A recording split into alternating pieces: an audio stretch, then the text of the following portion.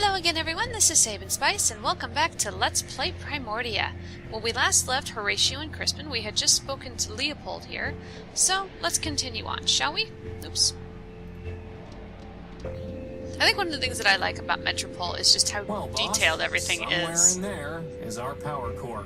I mean, you look at the council tower, for example, and you have this little pathway over here, you have this little robot going back and forth every so often. You have the blinking light, you've got these other robots coming up. There he goes. Come right up to the door. Anybody home? You know, boss, I don't think that's ever going to work. You never know. It's sealed shut. Okay. You have the data pad, the console here. That's going to come up later when I finally get the code from the council to be able to enter, so I'm not too worried about that right now. It's far too high to try climbing. Unfortunately. I could try sending Crispin up, but it seems like a waste of time. So I'm going to head back down. Now, one thing that I'm going to say right now is I will not be, as you probably can gather, from this point forward, I won't be looking at every single conversation option, I'll still talk to as many people as I can. I think it's ignoring you, boss. But I won't be... quiet. But I won't be exploring every single conversation option simply because they take way too long. But the next thing I'm going to do is look at the computer terminal.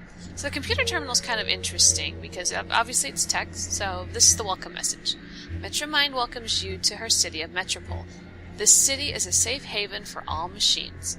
System records indicate that you have come from Outskirts Station. All newcomers are required to familiarize themselves with local laws. You may also be interested in our history and landmarks. So I'm going to start with laws because that's something that will come up later. Groovy printout is groovy. Hey, look, something came out of the machine. So this is for Metropolitan Law. Metropolitan Law is too vast for an ordinary robot to learn in full, but Metromind ensures that it is applied efficiently and fairly. Newcomers to the city should familiarize themselves with the Corrupt Data Elimination Plan, topic CDEP, and the Refuge Rule, as well as the Efficiency Initiative. I wonder...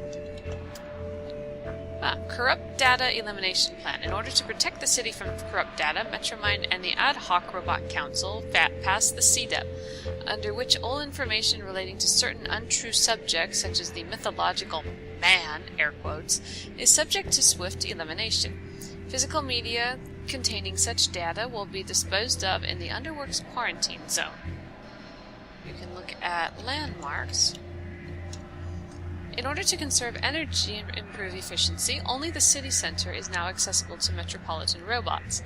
Here one can find the famed council tower rising high above Metropole, the old courthouse, and the historic central station, as well as Metropole's main street. For safety's sake, do not enter the underworks. I'll look at history. History. Metropole was built in layers by primordial robots, each generation improving on the last in an endless train of progress. At one time, the city was governed by a council, but by mutual agreement, sole power was bestowed upon Metromind, for whom the city is now named. Here's an interesting one. Type in Horus, since that's come up a few times in this playthrough. Horus, a single packet of data created during the Primordium, describes an Urbanian weapon known as the Horus that was launched against Metropole. Some archaeotechnologists believe that the Horus was destroyed by Goliath. Others believe the reference is simply a glitch or corruption in the ancient data. Very interesting. So, having finished with that, we're going to go ahead and move on down the street. I love this part. Hey, boss, look! That repair bot has a floating helper just like you do. Look at his eyes. There's a red burning crashed hover bus and a writhing electrical cable. And that's the first thing you notice? His eyes are so cute. Oh, you're not getting to her until we deal with this cable. So if you try to deal with the cable yourself... I can't safely grab it. He'll say that. But you have a little friend that can help you. We're going to use Crispin to get the cable out of the way. Crispin, can you fly around the cable and push it off the street? But didn't you just say it's too dangerous to get close to it? I'm giving you a chance to impress her, Crispin. Just fly up high enough that you don't get close to the sparks. Fine.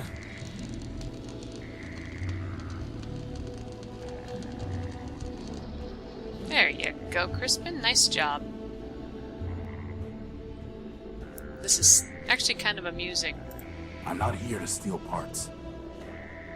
Okay, so on the repair bot. Excuse me. Can't you see I'm working? I've said it before, but I'll say it again. You do know this ship is never gonna fly again, right? You're right about that. This old Herringbus can hardly fly to begin with.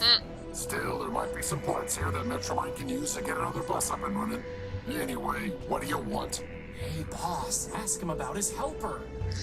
So the funny thing is, it's called a Herringbus. It is red, and it is blocking off a pathway that I'm pretty sure probably leads to nowhere that you need to go. I'm amused. Okay. So I'm just going to choose a few of these options, because this is one of those conversations that will last a while if you let it. What happened here? What does it look like? The Herringbus's motor gave out in a crash. Womp womp. Into the only bridge leading from Main Street to the rest of the city center. Was anyone on board? Sure, but they've already been salvaged. Ouch. Salvaged, not repaired? Can't repair without parts. You can't get parts without salvage. What about building new parts? Yeah, me and what factory? Look, everyone wants to spark bugs, but no one wants to write code. Truer You got a words were better never way to run a spoken. city? Go out and build one. Otherwise, get with the program. You mentioned Metromine. Yeah, sure. She's in charge of this big circuit board we call Metropole. What can you tell me about her? What do I look like? The information kiosk? Oh, you'd be surprised, buddy. Want to know what I think? Metromine is the best thing that ever happened in this place. Really? Really? You, me, all these other machines grinding about. We're just tools in the toolbox. But Metromine, she's got the master plan. Progress. Got a nice ring to it, too. So as part of the master plan, crashing buses into roads? Look, Ouch. there's plenty of rust to go around, but Metromine's the only one scrubbing. Not her I think fault we all that some have of the metals those too far down. days. It looks to me like you're the one scrubbing, not Metromine. Like I said, I'm just a tool in the box. Now, I gotta get back to work. It's an interesting justification that, Metromine is the only one scrubbing, but it seems that he's the only one working. Where have we heard this before? You again? What do you want? So, My friend is curious about your helper. She's just a sidekick factor build. Thousands of them rolled off the assembly line back in the day, but she's probably the only one left. Really not much more than a floating lantern, and headlamps are a lot cheaper. ouch. She says you're not much more than a floating plasma torch. She's right. Yeah. Okay. What the heck? Do you know where I can find a power source? If I did, I'd have salvaged it myself and brought it to the tower. Okay. So...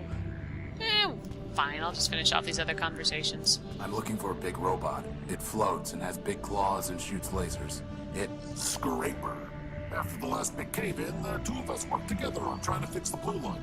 It's on the simple side, but a hard worker. What about him? He took something of mine. Yeah, salvaged it probably. That's what most of us do for Metromine these days. Stole it. Hey, you say router, I say router. Anyway, not my problem. Where can I find Scraper? Do I look like a tour guide? Piece of advice for you. Don't mess with the code if you can't handle the glitches. Very profound. Indeed. Since you're so close to her, do you know how I can talk to Metromine? Talk to Metromine. Look, Metromine has an entire city to run, but Horizon is everywhere.